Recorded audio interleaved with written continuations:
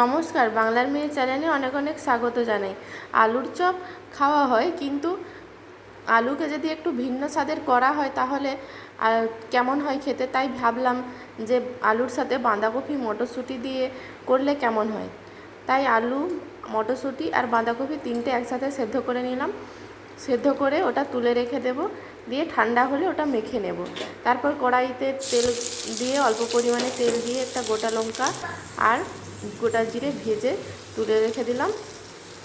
ওই তেলের মধ্যে দিয়ে দিলাম পেঁয়াজ কুচি, গ্রেট করা আদা রসুন দিয়ে একটু ভালোভাবে ভাজা ভাজা করে নিয়ে দিয়ে দিতে হবে অল্প পরিমাণে হলুদ গুঁড়ো আর লঙ্কার গুঁড়ো দিয়ে আর একটু মশলাটা কষিয়ে নেব। কষানো হয়ে গেলে তারপর ওই মেখে রাখা আলুটা দিয়ে দেব, দিয়ে পরিমাণ মতন লবণ দিয়ে ভালোভাবে আলুটা ওই মশলার সাথে একটু নেড়ে চেড়ে নেব। নাড়াচাড়া হয়ে গেলে আমি ওই মশলা মাখানো আলুটা তুলে নেব। এইভাবে আপনারা বাড়িতে ট্রাই করে দেখবেন, খেতে কিন্তু অপূর্ব লাগে। আলুর চপও যেমন ভালো লাগে, আর এইভাবে আলু, বাঁধাকপি আর মটরশুঁটি দিয়েও কিন্তু চপটা দুর্দান্ত হয়েছিল। আমি বেসনটা মেখে নিয়েছি, বেসনের মধ্যে দিয়েছি পরিমাণ মতো লবণ, একটু লঙ্কার গুঁড়ো আর দিয়েছি বেকিং সোডা। আমি একটা টিস্যু পেপার নিয়েছি প্লেটের মধ্যে, টিস্যু পেপার দিয়ে ওই আলুটা অল্প অল্প করে নিয়ে গোল গোল করে ওই টিস্যু পেপারের উপর দিয়ে তারপর আমি চপের আকারে শেপ দিয়ে দেব।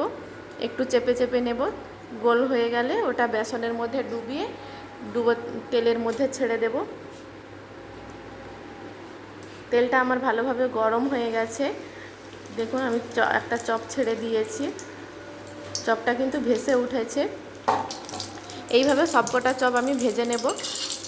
আমার ভিডিওটি যদি আপনাদের ভালো লেগে থাকে তাহলে আপনারা যদি ফেসবুক থেকে দেখেন তাহলে অবশ্যই আমার চ্যানেলটি ফলো করে নেবেন, ফলো করে পাশে থাকবেন। আর ইউটিউব থেকে দেখলে আপনার চ্যানেলটি সাবস্ক্রাইব করে নেবেন। দেখুন এক এক করে আমি সবকটা চপ ভেজে নিয়ে তুলে নেব। একটু লাল লাল করে ভাজতে হবে, তাহলে খুবই মুচমুচে হয়। একটু বর্ষার দিনে, বৃষ্টির দিনে যদি চায়ের সাথে এই গরম গরম চপ পরিবেশন করা যায় তাহলে অপূর্ব লাগে খেতে। আমি তিনটে চপ একসঙ্গে ভেজে তুলে নিয়েছি। দেখুন কতটা সুন্দর হয়েছে, একদম দোকানের মতো পারফেক্ট হয়েছে দেখতে। খেতেও কিন্তু অপূর্ব হয়েছিল। দেখা হচ্ছে পরের আবার একটি ভিডিও।